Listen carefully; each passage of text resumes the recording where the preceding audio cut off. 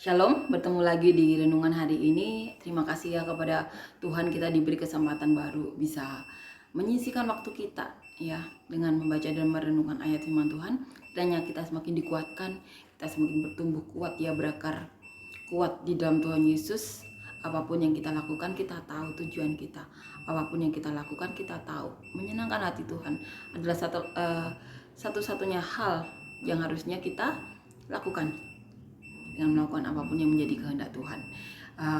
Kiranya keberadaan kita ya di dunia ini, yang cuma sekali ini kesempatan kita berada di dunia ini, kita benar-benar melakukan apa yang menjadi kehendak Tuhan. Kita bisa semakin menjadi saluran berkat ya, kita bisa menjadi seperti yang Tuhan mau, seperti yang dilakukan oleh para rasul dan para murid Tuhan Yesus, menjadi kepanjangan tangan Tuhan Yesus, memberitakan firman. Itu tugas kita. Dan biarlah Roh Kudus yang bekerja. Tetapi kita juga mempunyai tugas apa? Kita menyediakan diri kita agar bisa dipakai Roh Kudus. Satu-satunya cara adalah dengan melakukan semua kehendak Tuhan. Dengan mencintai Tuhan itu satu-satunya cara adalah melakukan kehendak Tuhan. Tidak ada yang lain. Kalau kita mengaku mencintai Tuhan Yesus tapi kita tidak melakukan kehendaknya, itu bukan mencintai Tuhan Yesus. Dan Tuhan Yesus tahu itu. Dan Bapa memberikan bagian dirinya, yaitu Roh Kudus, kepada manusia atas permintaan Tuhan Yesus, kepada orang-orang yang mencintainya. Amin ya. Amin. Kita kiranya bisa saling menguatkan, saling membantu, saling mensupport, saling mendukung siapapun yang ingin dekat masuk dalam hadirat Tuhan setiap harinya. Di tengah kehidupan yang dimana manusia harus melakukan banyak hal, banyak pekerjaan untuk memenuhi kebutuhan mereka. Kiranya kita bisa saling support, saling dukung, agar kehidupan rohani mereka juga dikuatkan. Karena apa? Kehidupan rohani mereka itu adalah pondasi mereka dalam menjalani hari-hari mereka. Tapi banyak orang yang menjalani hari-harinya itu tanpa pondasi itu, sehingga pikiran hati mereka itu tidak tertuju kepada kehendak Tuhan. Mereka melakukan apapun asal tujuan mereka itu selesai. Tujuan apa? Cuma tujuan dunia. Keinginan-keinginan dunia.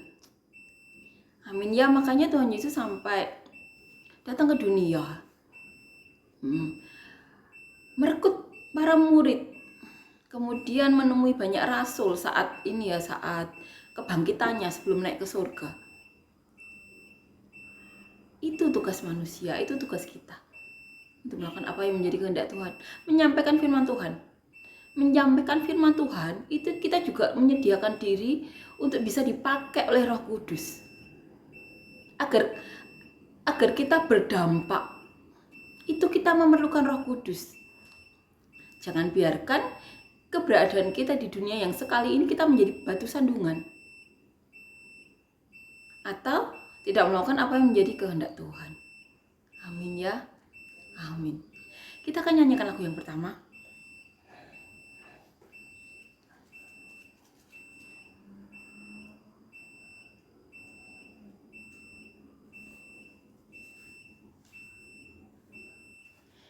Kita dipilih dari segala bangsa, kita dipilih jadi umatnya. Kita dipilih dan dikuduskannya, membawa kemuliaan hanya bagi Dia. Terimalah kemuliaan dan hormat kami.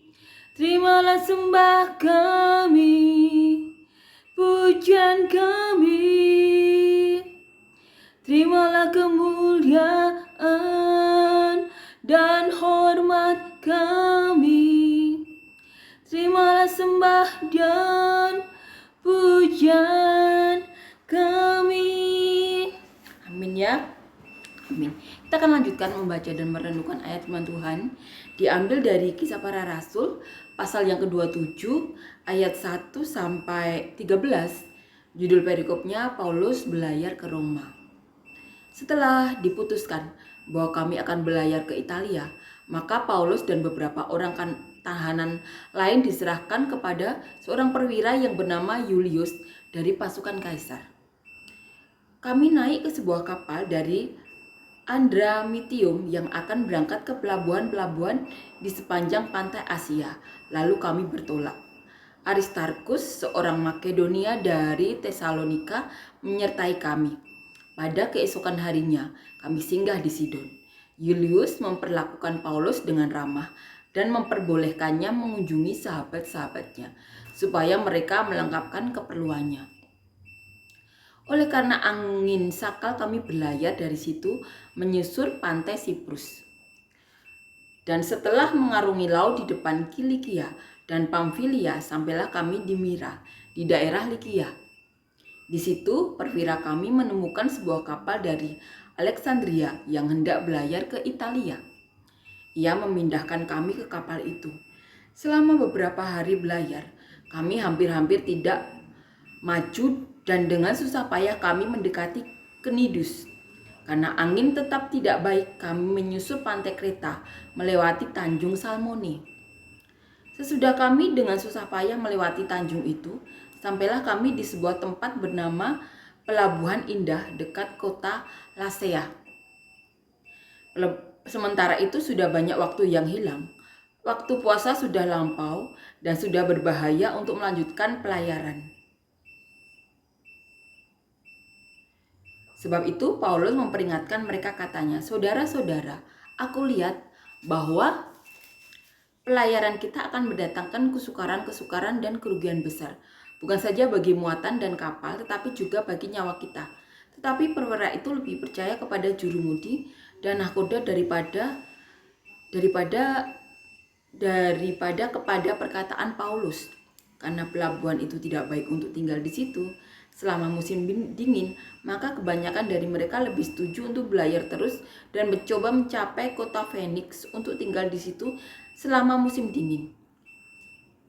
Kota Phoenix adalah sebuah pelabuhan pulau Kreta yang terbuka ke arah barat daya dan ke arah barat laut. Pada waktu itu, angin sepoi-sepoi bertiup dari selatan. Mereka menyangka bahwa maksud mereka sudah tentu akan tercapai.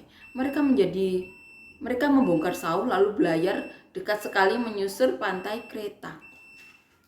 Jadi di sini dikatakan Paulus berlayar ke Roma. Kita tahu kemarin Agripa mendengar semua perkataan Paulus sampai berkata, "Kamu gila. Engkau gila, Paulus. Ilmumu yang banyak itu membuat engkau gila." Jadi semua kesaksian yang diceritakan Paulus kepada Agripa membuat Agripa berpikir, "Kamu gila, Paulus." Karena apa? Karena saat itu Agripa belum mengalami Roh Kudus. Belum mengalami penyertaan Roh Kudus, sehingga tidak tahu bahwa Roh Kudus itu, bagi Roh Kudus tidak ada yang mustahil. Pengalaman-pengalaman Paulus yang diceritakan kepada Agripa membuat Agripa berkata, engkau gila, Paulus. Ilmumu yang banyak itu membuat engkau gila. Tapi maaf ya, ini perkataan Festus. Kemudian Paulus berkata kepada Festus, "Aku tidak gila, Festus yang mulia. Aku mengatakan kebenaran dengan pikiran yang sehat."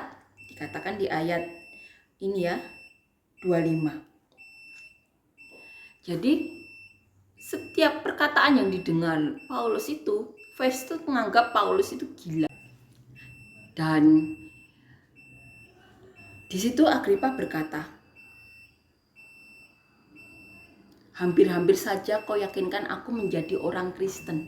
Itu perkataan Agripa kepada Paulus. Dan Paulus berdoa, kiranya orang-orang yang ada di ruangan itu bersama dia, ya, kecuali belenggu-belenggu, kata Paulus, itu nantinya bisa merasakan apa yang Paulus rasakan, bisa menjadi seperti Paulus.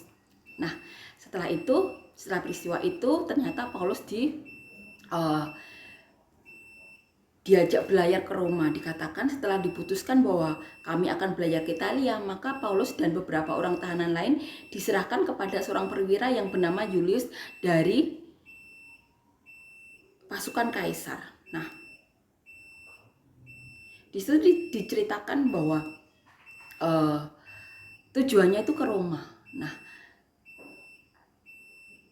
di sini dikatakan, oleh karena angin sakal kami berlayar dari situ menyusur pantai Siprus, dan setelah mengarungi laut di depan Kilikia dan Pamfilia, sampailah kami di Mira di daerah Likia.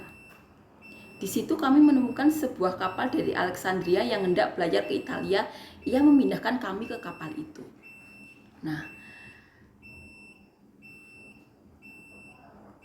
di sini ya dikatakan di ayat 6, sementara itu sudah banyak waktu yang hilang. Waktu puasa sudah lampau dan sudah berbahaya untuk melanjutkan pelayaran. Sebab itu Paulus memperingatkan mereka, katanya, saudara-saudara, aku lihat bahwa pelayaran kita akan mendatangkan kesukaran-kesukaran dan kerugian besar. Paulus sudah memperingatkan, tapi di situ perwira itu lebih percaya kepada nahkoda dan jurumudi. Akhirnya mereka tetap berlayar di kota Phoenix, sebuah pelabuhan pulau Kreta. Pada waktu itu angin sepoi-sepoi bertiup dari selatan. Mereka menyangka bahwa maksud mereka sudah tentu akan tercapai.